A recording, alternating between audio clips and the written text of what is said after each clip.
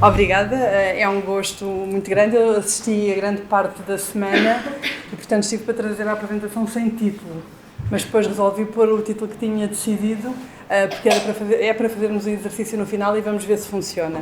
Mantive a ideia do título. E o que eu estive a fazer, depois de principalmente ouvir as keynotes que tivemos até hoje, foi tentar concretizar grande parte daquilo que, em termos de conceitos que foram apresentados, de teoria, de ideias subjacentes ao que são os estudos de animais, ou tudo aquilo que nós podemos fazer a partir do que é a existência do animal, tentar concretizar para um dos casos de estudo que nós temos no projeto 4Oceans, que são as baleias. Vou falar de baleias, vou falar de mamíferos marinhos e vou falar de mamíferos terrestres um bocadinho, que somos nós. Como a Nina disse, nós temos um percurso relativamente semelhante, com 10 anos de intervalo. Sou formada em Biologia Marinha pela Faculdade de Ciências de Lisboa, depois fiz o mestrado em Etologia, portanto estudei comportamento animal de cetáceos, bioacústico e comportamento animal no meio natural durante uns anos, até ter mudado, não de carreira, mas de área de trabalho, e ter decidido fazer o doutoramento em História por volta dos meus 30 anos, mais ou menos. Portanto, tinha 10 anos de trabalho já enquanto bióloga e etóloga de baleias e golfinhos. Portanto, fiz um percurso que vem tematicamente da biologia marinha para a história ambiental, não deixando nunca de ter o foco central que me acompanhou quase desde o início da licenciatura, que foi estudar cetáceos, baleias e golfinhos. Portanto, mantive o foco nos animais, mesmo quando comecei a fazer o doutoramento em História da Expansão, dos descobrimentos portugueses, a história dos oceanos, principalmente na época moderna. Como qualquer pessoa que iniciou o seu percurso, começamos na faculdade e no mestrado, mais ou menos em grupo, acompanhados com os nossos colegas, com os nossos professores, com uma certa dinâmica, habitualmente é assim. Quando chegamos à fase do doutoramento, tende a ser um período relativamente solitário. Mesmo quando não é solitário, é a nossa própria investigação. É aquilo que nos interessa, é aquilo que nós estamos a fazer, estamos focados um bocadinho fechados na nossa concha, centrados em nós próprios, no nosso tema. Não tem que ser necessariamente assim. Eu, quando digo isto solitário, não significa que não estejamos integrados num grupo, a pensar em conjunto, a escrever em conjunto, a discutir. Mas, enfim, este percurso do doutoramento é um momento são alguns anos relativamente solitários que, tendencialmente, se correr tudo bem, tendem a abrir, para quem faz carreira de investigação, para o percurso que se segue, cada vez mais colaborativo, pelo menos na minha perspectiva. A ideia de que a investigação que fazemos é importante para nós próprios, mas é importante para os colegas com quem trabalhamos e, em teoria, devia ser importante para o mundo, para o espaço onde estamos e onde nos inserimos. Portanto, um percurso que passa, na minha perspectiva de trabalho em comunidade, para um trabalho solitário, novamente para um trabalho em comunidade, e dizem-me alguns investigadores mais crescidos que eu, que no final da carreira tende a ser outra vez relativamente mais solitário, que as pessoas pensam assim, tipo assim, numa abordagem mais de síntese, em que fazem um apanhado de tudo. O trabalho, eu iniciei o doutoramento ao mesmo tempo que engravidei da Rafaela, portanto a Rafaela acompanhou todo o meu percurso científico. Hoje já não me acompanha como o filho do Tiago, porque já é crescida e tem mais que fazer, mas durante muitos anos, isto é o ano passado, ou há 2 anos, portanto não é assim tão longe, durante muito tempo acompanhou todo o meu percurso científico. As viagens, as conferências, o trabalho, e faz parte um bocadinho da história também do meu percurso. E obviamente as pessoas com quem eu tenho trabalhado ao longo dos anos fazem parte. Não sei se está aqui toda a gente, mas neste momento a equipa do 4Oceans em Lisboa é uma equipa grande. E, portanto, nada do que eu vou falar aqui hoje, do que eu vou expressar, mesmo aquilo que é meu pensamento próprio, resulta de mim própria, a não ser da Nina, da Carla, do Jaime, do Diogo, do André, da Ana, da Rebeca, da Brígida, não, a Patrícia, a Catarina, não sei se são aqui todos, enfim, uma série de outros colegas com quem trabalhamos ou temos vindo a trabalhar.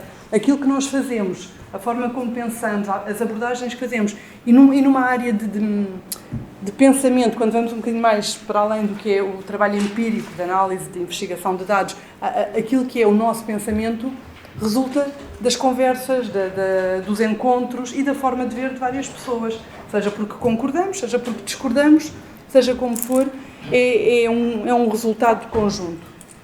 Um desses resultados é o livro Humans and Aquatic Animals, acho que o título está bem, In Early Modern America, and Africa, está em acesso aberto. Se escreverem isto no Google, conseguem descarregar os capítulos ou o livro inteiro, portanto, convido a fazer. Sempre que há livros em acesso aberto, mesmo não se interessem muito, vão descarregar, porque estão lá e é para isso que eles servem, é para serem distribuídos.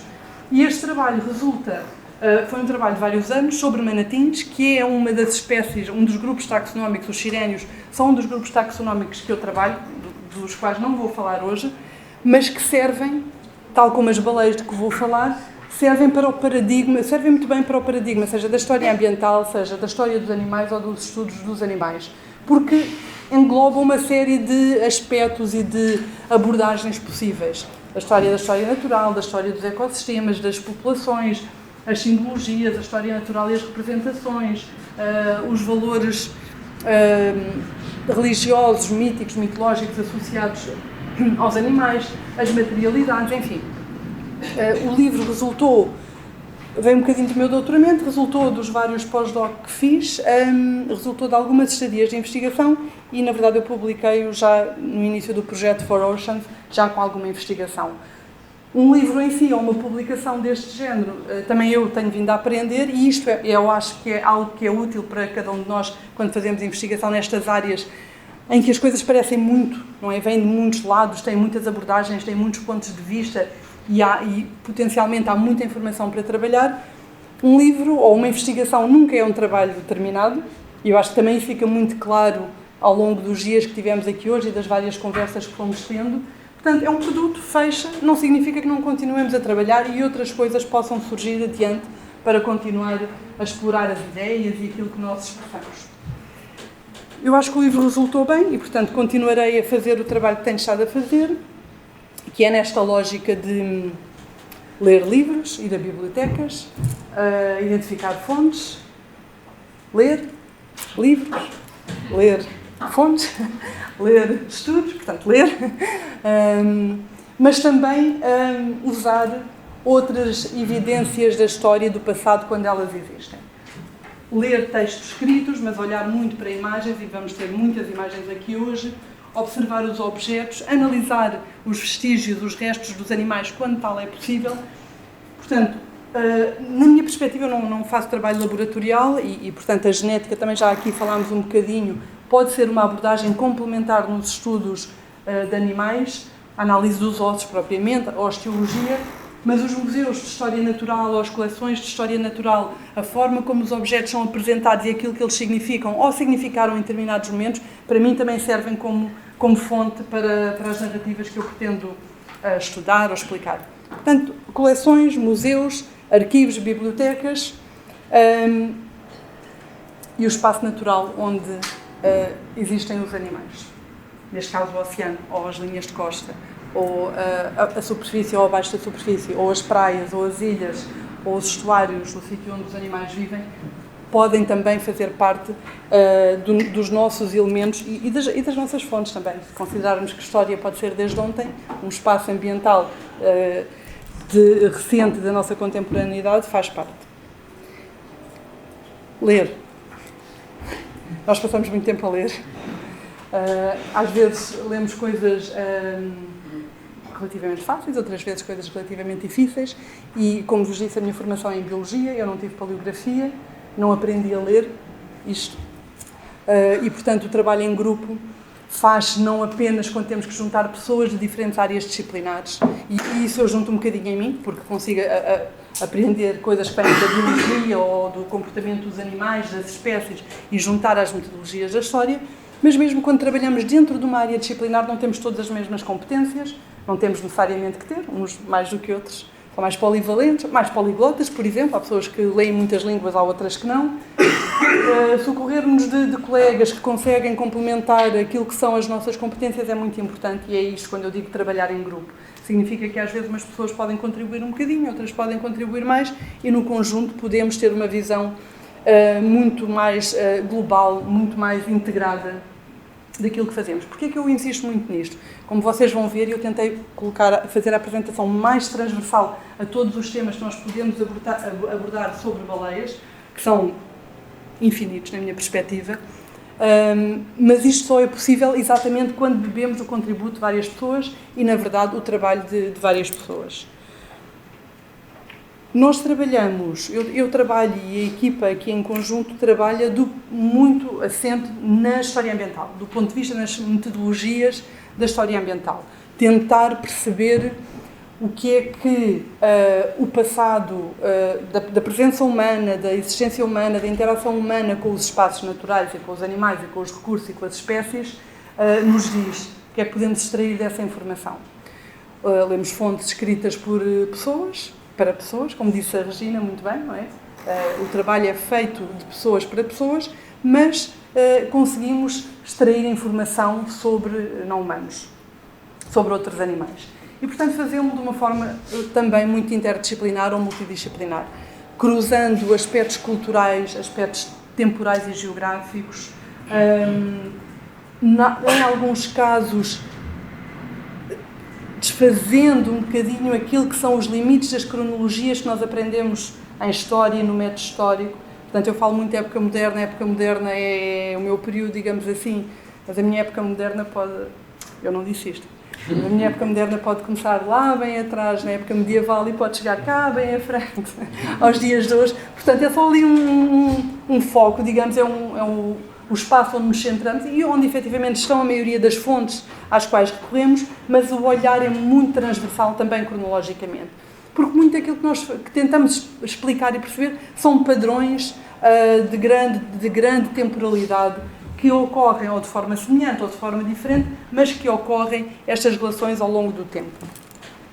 E fazemos história, mas também, na medida do possível, e isso tem sido é relativamente uma tendência minha, individual, de investigação, socorrer-me cada vez mais de literatura, de poesia, de formas artísticas para tentar interpretar também o passado dos animais e dos ecossistemas e dos habitats e destas relações. Portanto, movendo-me cada vez mais, não deixando a história ambiental enquanto disciplina, enquanto meta, enquanto problemática, mas movendo-me cada vez mais para algo que se chama as humanidades ambientais ou as humanidades azuis, se forem focadas nos oceanos. The Blue Humanities é um termo cunhado, que é relativamente recente. Steve Mendes deu-nos esta expressão, que significa muitas coisas, mas sem lato, as humanidades ambientais, se a história ambiental é uma disciplina relativamente recente, mas uma disciplina que é ensinada, que tem um método associado, que é possível replicar, digamos assim, as humanidades ambientais não é propriamente uma disciplina, é um domínio, é uma área de trabalho, é uma dinâmica, é um processo em que as abordagens são múltiplas e a forma de produzir conhecimento pode ser científica, pode ser mais das humanidades, pode ser mais da produção artística, ou seja, para onde convergem uma série de saberes e de formas de produção e de exploração do saber. Isto encaixa-se muito bem também nos Animal Studies, enquanto área de estudo, enquanto esta viragem para os animais, um foco nos animais, em que nós as pessoas tentam perceber o mundo em que vivemos como sendo mais do que humano, ou não apenas humano. De novo, a Regina chamou várias vezes a atenção para isso. Nós somos seres humanos, somos pessoas, somos homo sapiens, somos também a nossa própria história familiar, a história do sítio onde estamos, e portanto não podemos nunca descurar isso, nem ignorar. Mas podemos tentar posicionar-nos numa realidade que vai para além de nós próprios indivíduos e que vai para além de nós próprios espécie. E esta abordagem das humanidades ambientais, dos Animal Studies, tenta criar narrativas que são complementares a uma narrativa exclusivamente centrada nas pessoas e na história humana. Uma história que também é um bocadinho mais do que humana. E por acaso eu não sei se pus isto aqui, porque no outro dia estava a pensar, nós usamos muito o termo more than human, ou mais do que humano, porque estamos a falar de história. Portanto, se estamos a falar de história, estamos a falar de pessoas. E eu estava na semana passada ou na outra numa conferência de ecologia, onde não ia já há muito tempo, uma conferência hardcore de ecologia, mas estávamos a falar de ecologia histórica centrada nos animais. E houve um colega que disse, não o more than human, que nós estamos habituados, mas estava a referir-se a lobos, Andreia, e disse, they are more than ecological, ou seja, a espécie também é mais do que a espécie ecológica, portanto, mesmo do ponto de vista da espécie, um biólogo, ou um ecólogo, ou um biólogo de conservação, também pode considerar a espécie como sendo mais do que ecológica, porque obviamente está inserida, então, animais que contactam com pessoas, sejam domésticos ou outros, estão inseridos nas suas redes tróficas e ecológicas, mas também nas redes humanas. Portanto, eu tenho essa dualidade aí escrita alguns num caderno meu para ir pensando. História ambiental ou história ambiental marinha, o que é que faz? Existem várias definições, enfim, isto é uma definição relativamente geral e relativamente aceita, mas tem pelo menos 3 abordagens, que são estas que estão aqui: o estudo da história ambiental do ponto de vista material, dos objetos, daquilo que eles significam e daquilo que eles representam.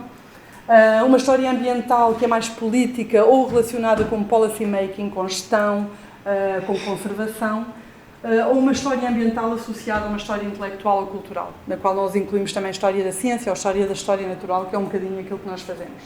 Eu penso que esta definição, este enquadramento está num dos trabalhos do John McNeill, mas existem vários. E o que nós tentamos perceber quando se faz história ambiental é de que forma é que as pessoas pensaram, representaram, usaram o meio ambiente onde estão inseridos, o meio natural, o espaço que é mais do que humano, e como é que se deu esta relação, como é que se dá esta relação entre sociedade e natureza, ou espaço cultural e espaço natural, também quebrando a dicotomia entre estas duas realidades, de uma forma integrada. O projeto, rapidamente, que eu quero chegar às baleias, o projeto For Oceans é uma bolsa em sinergia do Conselho Europeu de Investigação. Nós somos 4 investigadores principais, somos não 30 atualmente, mas quase 50 investigadores, e tentamos perceber o passado das extrações das populações marinhas nos últimos 2000 anos, antes da industrialização. É um projeto muito ambicioso, é um projeto global, que se foca em grupos taxonómicos, que depois digamos, decompõem em vários work packages ou problemáticas para tentar responder a estas questões, que são quando, onde, como é que a exploração marinha foi de importância para as sociedades humanas, quais foram os fatores que levaram à exploração, às extrações dos oceanos, quais é que são as consequências da exploração, tanto para as sociedades como para as populações marinhas. Portanto, muito do trabalho que nós temos vindo a fazer e a apresentar resulta de uma abordagem relativamente complexa, que nós às vezes tentamos simplificar, mas que é complexa, que é perceber de forma global nos oceanos do mundo como é que um conjunto de espécies aquáticas, marinhas e aquáticas, foram extraídas, usadas e representadas e percebidas pelas sociedades, por diferentes sociedades, num período cronológico muito abrangente. Portanto, há aqui momentos de contextos culturais, muitas vezes, que entram em choque, colidem, mas principalmente perceber o que está ali no topo, momentos de transição ou de disrupção ou de intensificação das extrações. Quais são os momentos de antes e depois e quando é que eles acontecem.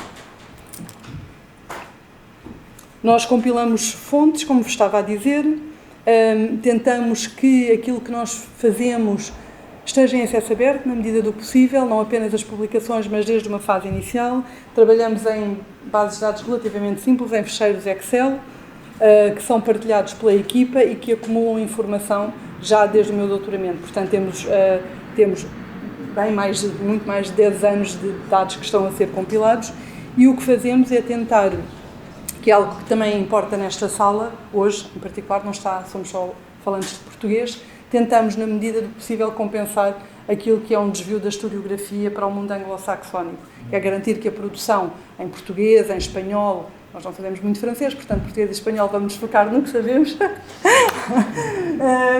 está representada nesta investigação que é internacional e que é suposto ser groundbreaking e de topo, garantir que as fontes portuguesas e espanholas estão lá, mas também que o ponto de vista da historiografia e dos investigadores portugueses, falantes de português e de espanhol no mundo, não portugueses e espanhóis, portanto, pessoas que falam português e espanhol no mundo, está representada. A Sea Citation Database é um exemplo, é uma primeira tentativa de disponibilizar fontes documentais que estão escritas em português, também em inglês, e segue um modelo de projetos anteriores dos membros da nossa equipa, e é um bocadinho o que nós vamos atualizando de tempo em tempo. Não está ali tudo o que temos, mas já serve para mostrar o modelo daquilo que se pretende. Ora, baleias. A baleia é um animal. Quando eu digo a baleia, não me estou a referir a um grupo, a uma espécie, nem sequer a um grupo taxonómico, estou-me a referir a uma categoria fora da taxonomia da biologia. A baleia é uma entidade, como eu a vejo e como tenho vindo a perceber ao longo dos anos e podem ser os animais, as várias espécies que existem de animais vivos, as espécies extintas, os animais como são representados pelas pessoas, podem ser os animais que dão à costa, os animais mortos, seja como for, a baleia-objeto permite, ou a baleia-entidade é melhor, a baleia-entidade permite juntar tudo aquilo que nós possamos considerar do ponto de vista dos Animal Studies ou das Blue Humanities, no meu caso. Porque é paradigmática e inclui quase tudo. O que é uma baleia?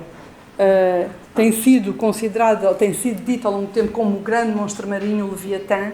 É efetivamente a baleia azul o maior animal vivo, portanto há importância biológica. É de todas as espécies, uma delas, o cachalote, todas as espécies marinhas que conhecemos, a que mergulha a maiores profundidades. É uma espécie que, sendo aquática, que sendo dos oceanos, é um mamífero, portanto depende da água, mas tem que vir à superfície e respirar, e nesse sentido é também aérea, se quisermos, ao terrestre. É uma espécie que navega o mar aberto e as águas profundas, mas também se desloca ao longo da costa e, portanto, pode ser vista a partir de terra, e é uma espécie que, quando morta, às vezes, vem dar a terra.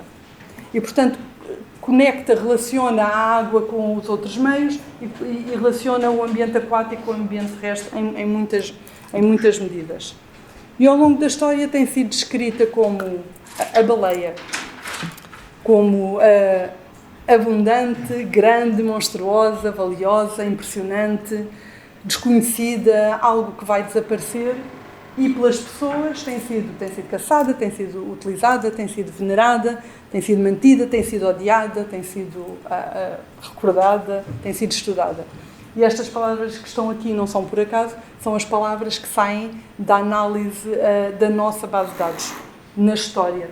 Estas são os adjetivos, as palavras que mais caracterizam a baleia, e estes os verbos que mostram a ação das pessoas sobre as baleias. O Leviatã muitas vezes está tipificado, enfim, em muitas das produções culturais, vou dizer culturais sem fato, humanas, portanto, Jonas e a baleia é uma das imagens visuais e teóricas e conceptuais que mais associamos à baleia, não é? E é uma imagem que é transversal a tudo aquilo que nós pensamos. Mas, na verdade, as baleias criam uma história, são co-construtoras dos eventos que levam às narrativas históricas sempre que se encontram com pessoas. Portanto, em todas as zonas do mundo, em todos os momentos em que há baleias e seres humanos em conjunto, nem que seja por um momento breve, existe uma história que se cria. E as baleias têm permitido contar ou fazer abordagens dos mais variados tipos, porque as baleias são recurso alimentar, são recurso energético, são material de histórias, de lendas, são material da ciência também, e tornaram-se nos últimos anos, são símbolos da conservação ambiental, por terem sido levadas à extinção algumas espécies durante o século XX, ou quase à extinção, e permitem contar histórias que entrelaçam também o passado e o presente, e nesse sentido também conectam tempos e conectam contextos culturais e temporais diferentes. Ainda hoje, as baleias sempre atraíram pessoas quando vinham dar à costa. Eu aqui vou pondo as publicações que temos, está quase tudo em acesso aberto, mas também se fizerem um Google search vão aparecer grande parte das publicações. Portanto, as baleias são um foco de atração das pessoas e continuam a ser hoje em dia. Há uns anos, acho que foi 2016, não sei, deu à costa uma baleia comum na parede, está nos jornais e está, se procurarem também aparece, morta, assim, desfeita junto ali à estrada, à marginal, mas foram tantas pessoas ver a baleia que deu à costa em 2016, que tiveram que fechar a marginal aos carros, porque eram tantas pessoas na estrada que aquilo estava a colocar em causa o tráfego. Portanto, para verem que ainda hoje em dia a baleia entidade, porque, quer dizer, um corpo moribundo e desfeito de um animal tem assim pouco interesse, diria eu, mas a baleia entidade continua a despertar o interesse e a atração das pessoas. É sempre estranho ver um corpo de um animal fora d'água, um animal destes, não é? O espaço dos animais é é o meio aquático, portanto, quando vêm dar a terra, as baleias estão fora do seu ambiente e causa, ao mesmo tempo, uma sensação de estranheza, mas também de empatia. Portanto, há uma série de sentimentos, de emoções que envolvem a ligação das pessoas a um animal arrojado, a uma baleia arrojada na praia. As representações multiplicam-se e eu trouxe esta imagem aqui porque a minha lógica era tentar pensar a baleia histórica, a baleia na literatura, a baleia na ciência, a baleia digital ou a baleia ciborgue. E, portanto, temos aqui o esqueleto, temos várias espécies, temos uma baleia mecânica aqui e temos esta ligação do subaquático com o que está acima da superfície. E achei que esta imagem representava bem a ideia que eu queria trazer aqui hoje, para além de que o artigo é muito interessante. Temos aqui várias representações, não é bem Jonas e a baleia, mas a lenda de São Brandão, em que a baleia é uma ilha, ou que se pensava que era uma ilha, quando existem inúmeras representações e variações desta história, mas a ideia de que se chega a uma ilha, se atraca numa ilha, e que depois a ilha é o dorso de uma baleia. Entrando um bocadinho naquilo que é a investigação que nós fazemos, e portanto aquelas iluminuras e aquelas fontes são medievais e, como eu vos digo, nós sabemos época moderna. O bestiário que se chama O Bestiário de Rouen de Áustria é uma obra do século XVI. Isto não sai daqui. Ai, não. Ok. Não dá para puxar. Sim, ok. Tá. É uma obra do século XVI, não está exatamente datada. E, portanto, não sei, Tiago, é medieval, não é medieval, é qualquer coisa, é moderno. Seja como for, é um bestiário, é escrito na forma de um bestiário, tem uma entrada para cada espécie animal, com uma ilustração e tem a descrição. Ao mesmo tempo é um tratado de história natural e é por isso que eu fico sempre na dúvida sobre como tratar este objeto, este livro.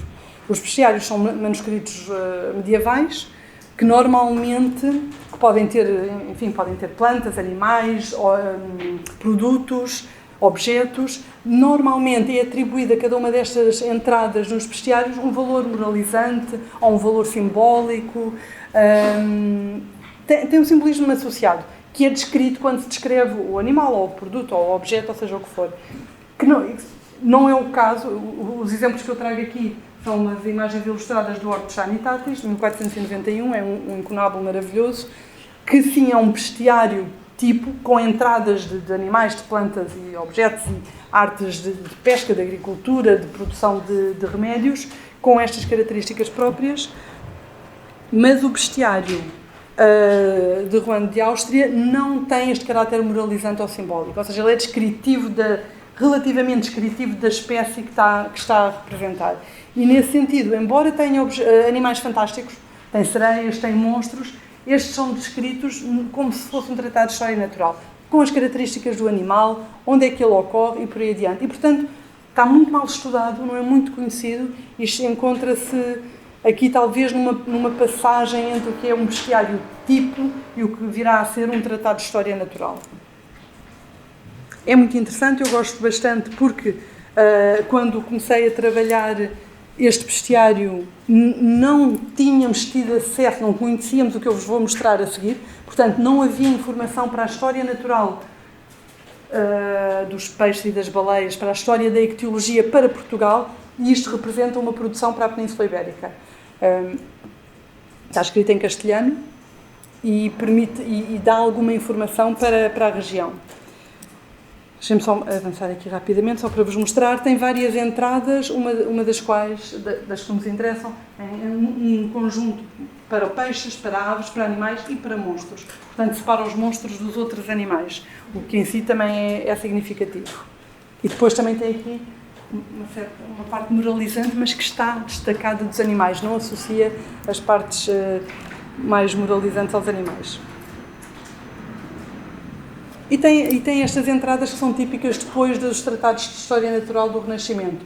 O nome da espécie, o nome comum, o nome vernacular, com uma imagem, com uma ilustração e a descrição por página. Tem, obviamente,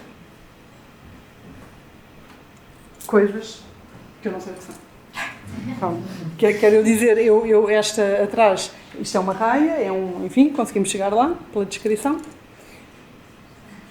Uma espona, búzios, sim, aqui, não sei, um caranguejo, uma baleia lá em cima, um ser com cara de pessoa, enfim, são monstros, são representações que não sabemos o que são, e esta é a única tábua ilustrada que está assim aberta em 2 páginas e que junta os animais, todas as outras são individuais.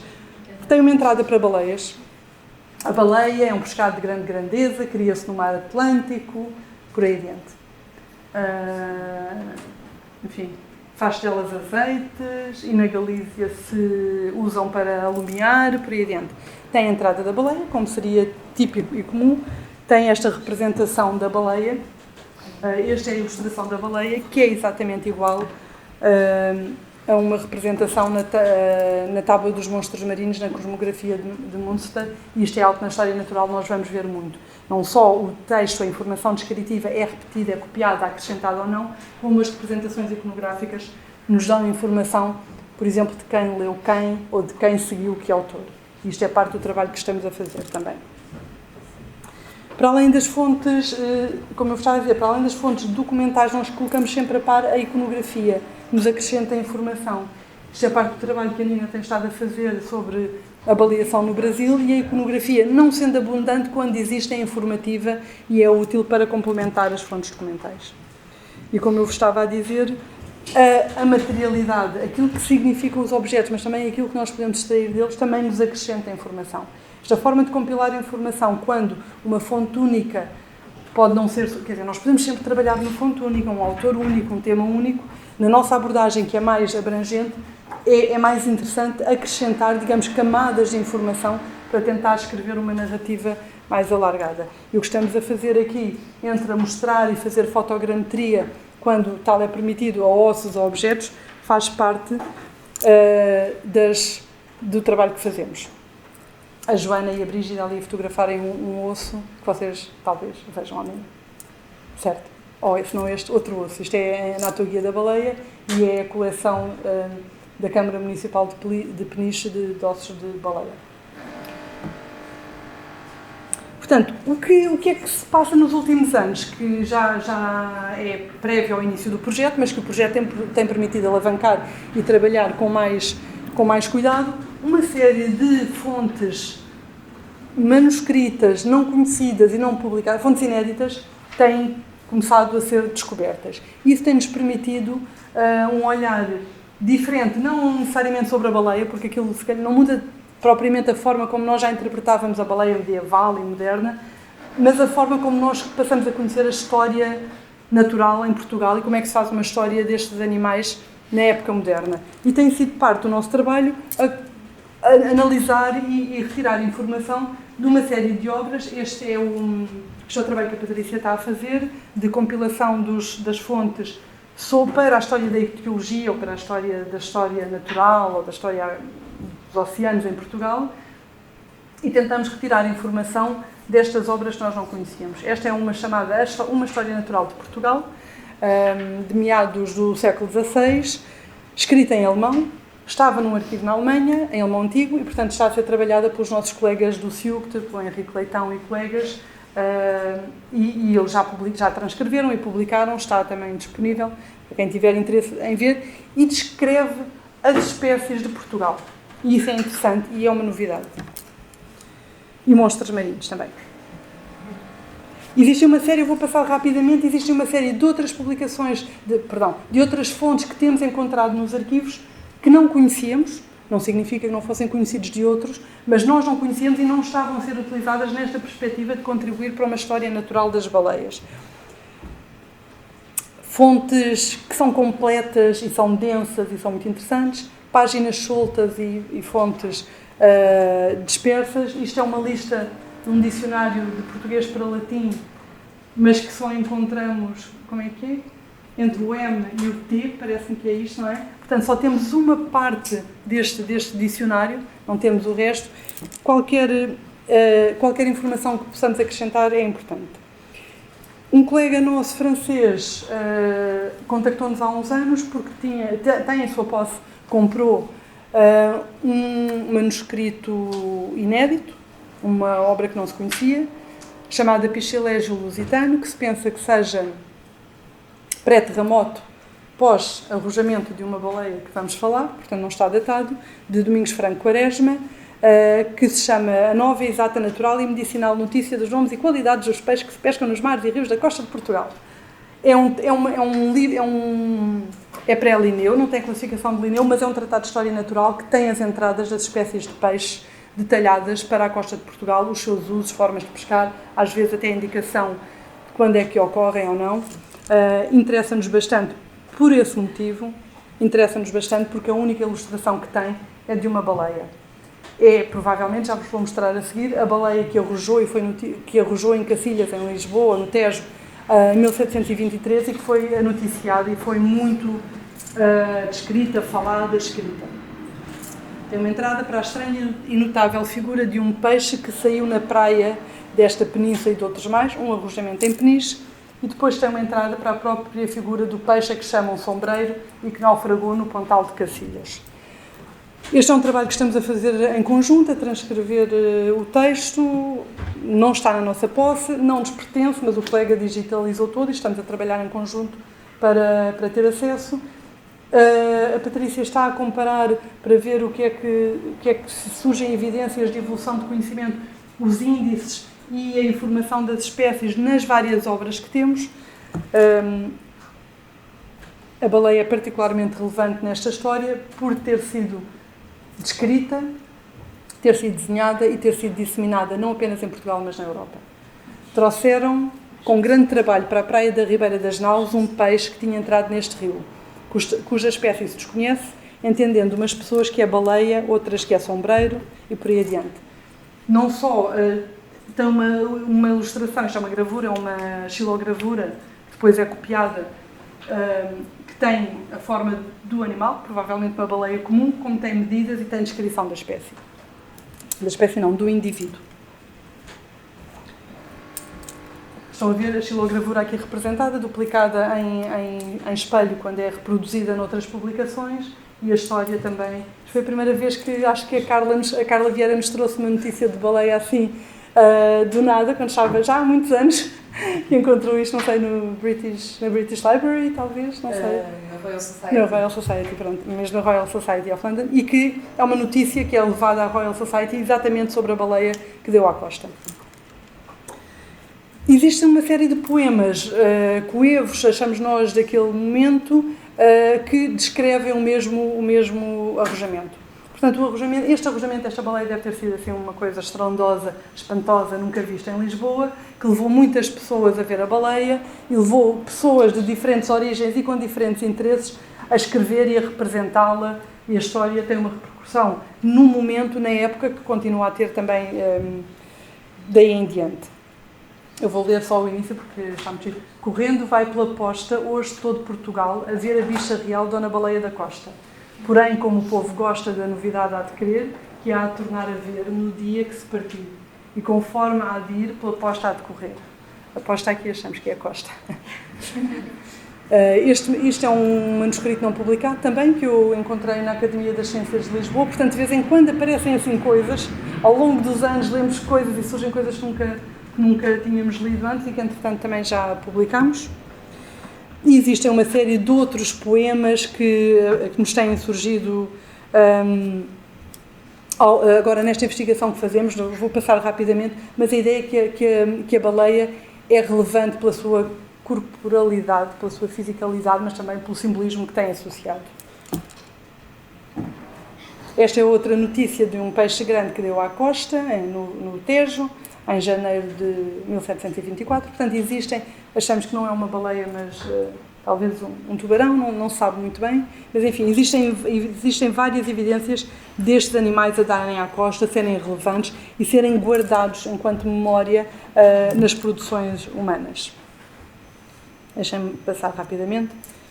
A ideia de que, nesta tipologia de fontes, que é muito variada, bestiários, tratados de história natural, folhas soltas, notícias, poemas, literatura, que existe evidência que nos pode acrescentar sobre o conhecimento da história natural à época, mas também sobre a relação das pessoas com estes animais, com esta baleia, que é mais do que a sua existência biológica, que é uma entidade que explica esta relação das pessoas. Nós fazemos, eu tenho gostado aqui muito a falar do ponto de vista da produção científica, de uma abordagem de história cultural e científica, mas muita desta informação permite-nos mapear e conhecer, efetivamente, em alguns casos, as populações de baleias que ocorriam no passado. E, portanto, há um contributo direto também para o passado das populações, dos ecossistemas e da própria história ecológica da região que estamos a estudar.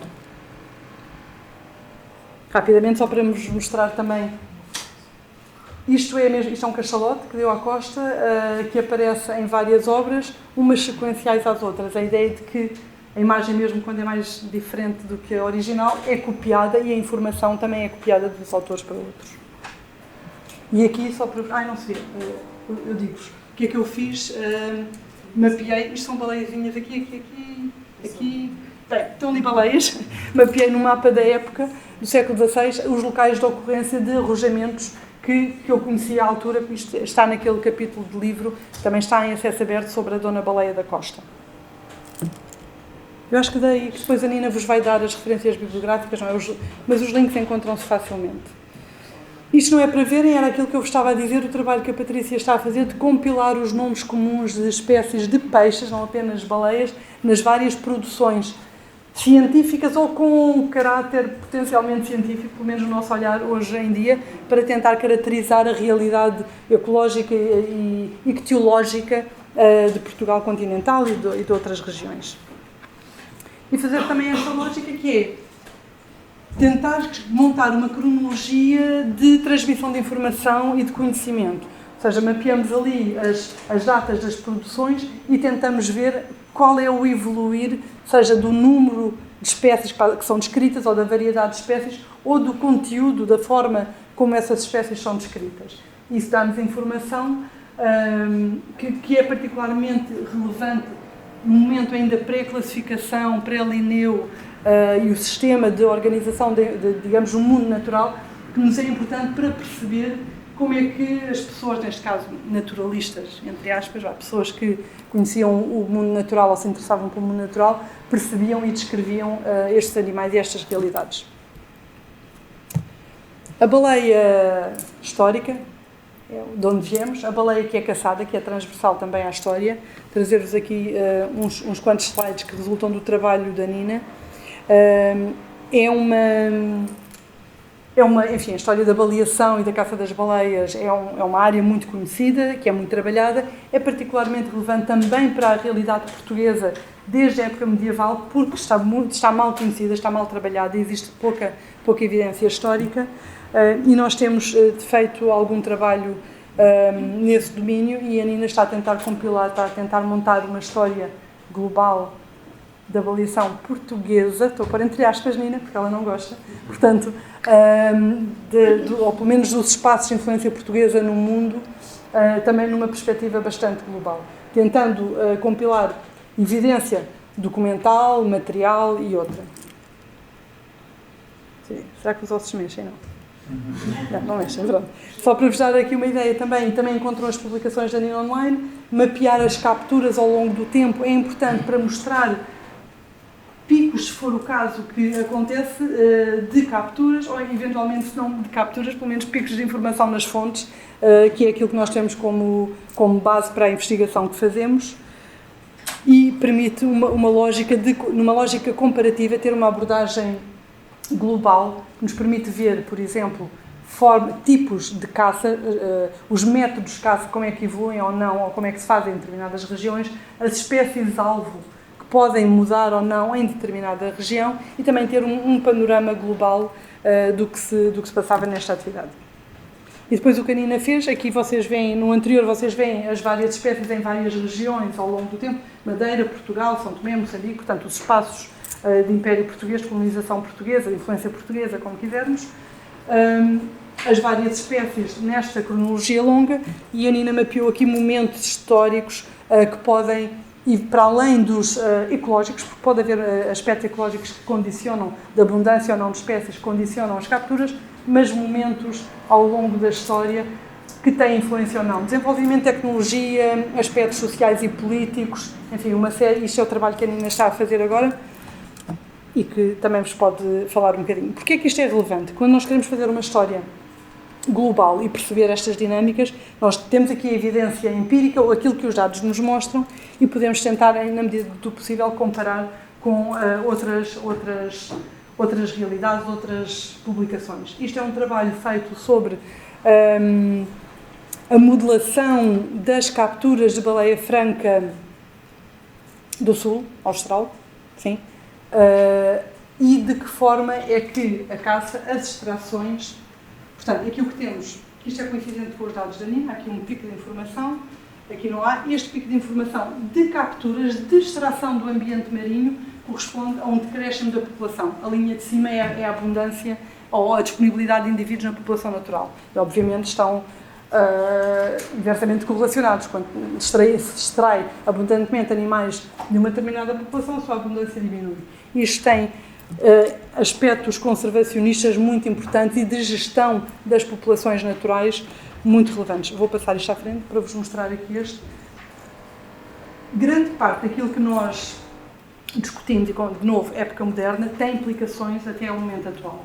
E o século XX, a partir enfim, da industrialização e depois da grande aceleração do século XX, é o momento das grandes acelerações, das grandes intensificações, dos grandes impactos no planeta, incluindo nas populações de baleias. E o que vemos aqui, basicamente, para o século XX, é o decréscimo das populações nos oceanos do mundo, que estão, em grande medida, associados. E aqui o que vemos, por exemplo, a right whale e a grey whale, aqui embaixo já com níveis muito baixos, porque eram as espécies mais costeiras e que eram caçadas historicamente nas zonas da sua ocorrência por diferentes sociedades, e depois aqui desde meados, ou meados do século XX, o que temos é o decréscimo das grandes populações de grandes baleias muito pelágicas, muito rápidas, que só são caçadas a partir da época industrial com embarcações motorizadas e com outros meios. Portanto, mas dá-nos uma ideia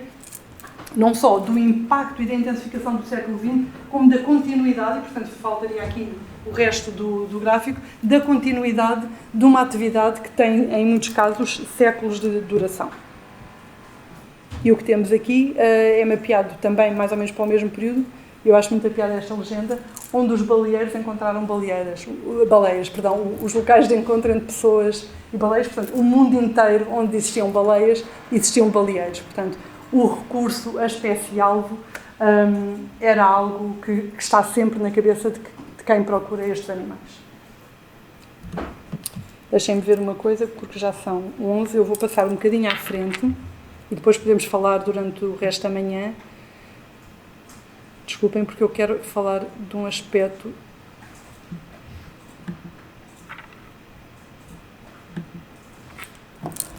Quero falar de um aspecto que me interessa, na verdade, porque é o que eu estou a fazer agora e, portanto, quero ter a vossa opinião. Que não é isto.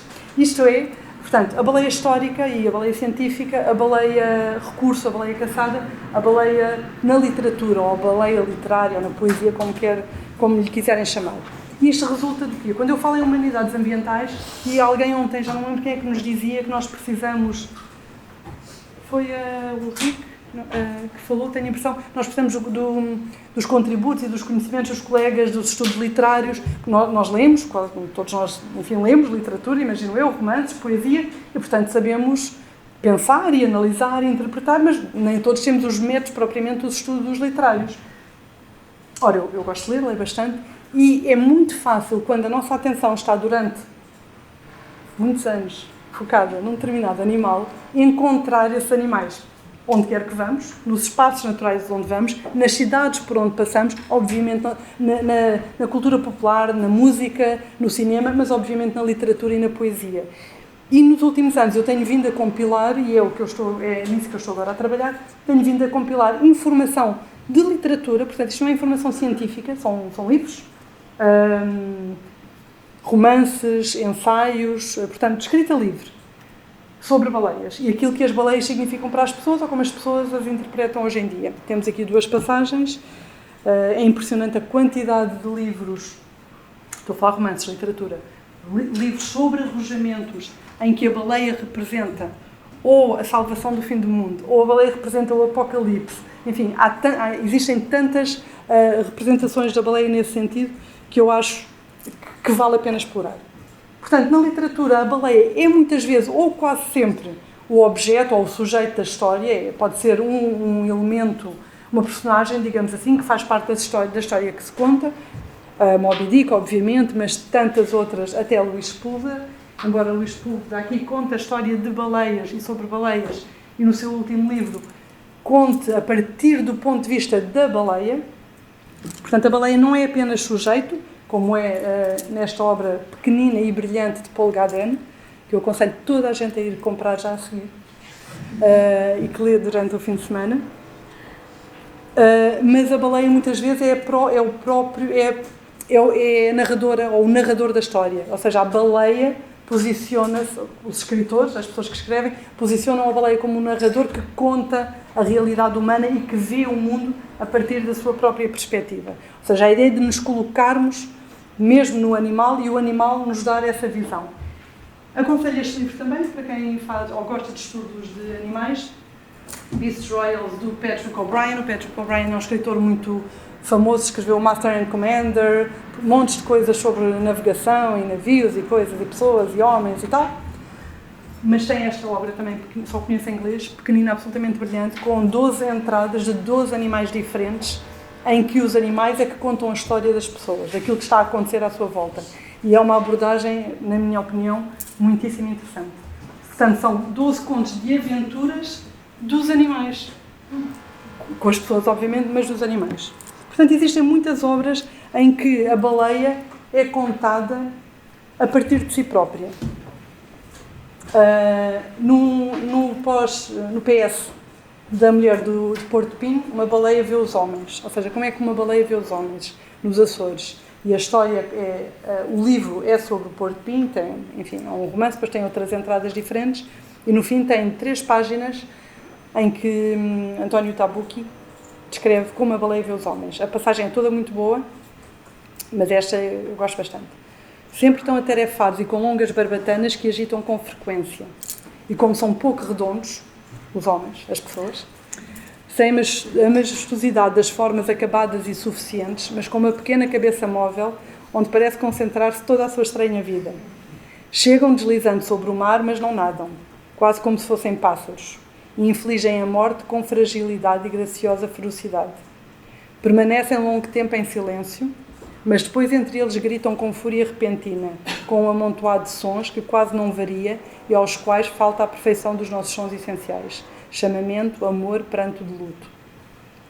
Muitas das histórias das baleias, seja quando a baleia é a personagem ou a baleia narrador, estão associadas a luto, estão associadas à morte, e as interações humanas com baleias, até muito recentemente, são todas mediadas por morte, por destruição, por desconforto e por luto.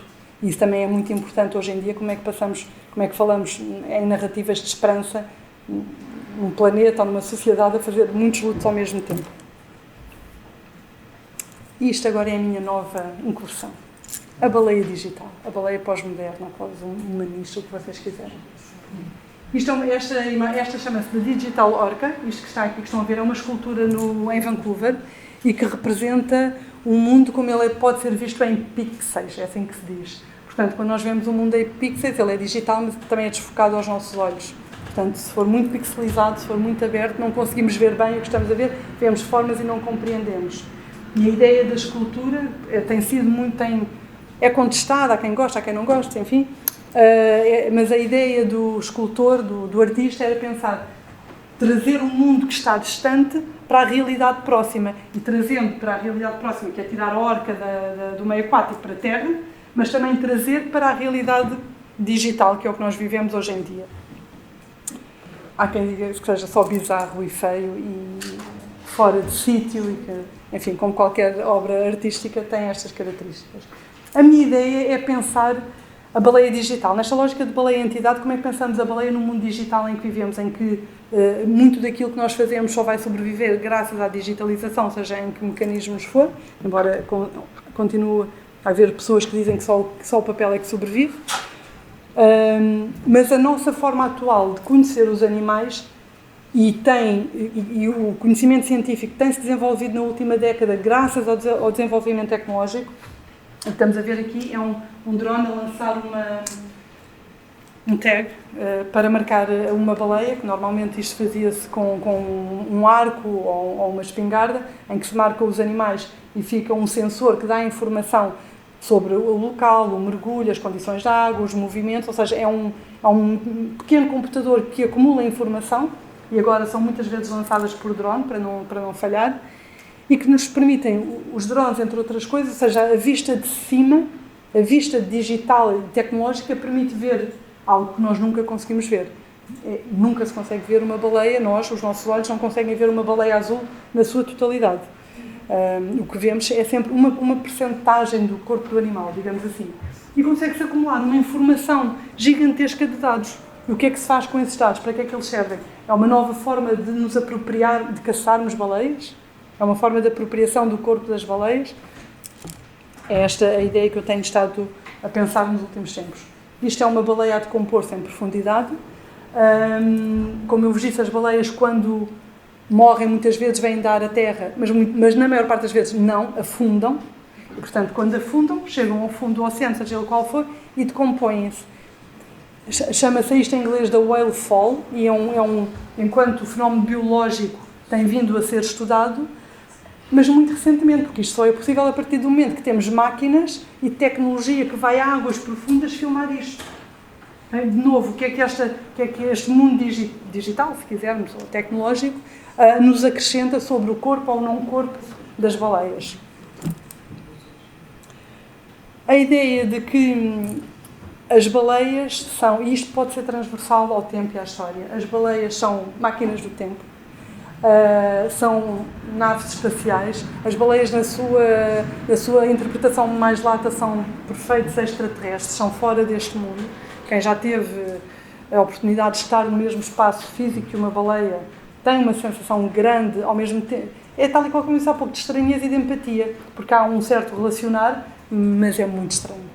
E, portanto, esta ideia de que são aliens, são corpos que estão para lá da realidade terrestre, quando terrestre e quase do planeta, não apenas humana, é algo que nós podemos considerar. Como é que as pessoas, ao longo do tempo, reconfiguraram a sua relação com os animais e como é que o animal, ao mesmo tempo, deixa de ser um animal e passa a ser um símbolo único, uma entidade, um hiperobjeto. Isto é algo que eu tenho estado a pensar e a trabalhar e que vai, enfim, direcionar a minha investigação e o trabalho que faço nos próximos tempos. Então vou terminar. Deixa-me ver se eu tinha aqui. O Jaime ontem encontrou-me esta imagenzinha, porque eu, quando pensei no Ripple Effect, o que eu estava a pensar é como é que isto me permite explicar esta metáfora da baleia-entidade. E depois pensei assim, ok, então isto às vezes, à meia da noite, ocorrem assim pensamentos bizarros. Pensei, ok, a baleia é a pedrinha que nós enviamos, que mandamos para a superfície da água, que está parada, e os efeitos de onda é tudo aquilo que depois acontece, são as repercussões da existência da baleia. E depois pensei, mas será que a baleia então são as ondas? Não é a pedrinha? Ou a baleia é a superfície da água e as pessoas é que são a pedrinha? E, portanto, não faço ideia, mas achei que isto podia ser uma boa metáfora para pensar uma situação que é toda ela englobalizante, em que inclui múltiplas formas de perceber o mundo e as situações. Não sei se a baleia é a pedrinha, se é a superfície, se é a onda, seja como for. O efeito de onda, isto é um efeito físico, mecânico da água, as ondas espalham-se até atingirem, digamos, uma margem ou uma estrutura e depois acabam por se desvanecer. Portanto, tocam e influenciam tudo o que está à sua volta. As ondas influenciam, mas o que causa é a pedrinha que é lançada. Quem é que lança a pedrinha? Ou uma mão humana, ou um animal, ou cai uma folha, ou algo. Portanto, todos os níveis desta ligação, desta interação, deste entrelaçamento, pode ser discutido a partir daqui. E pronto, acho que terminei.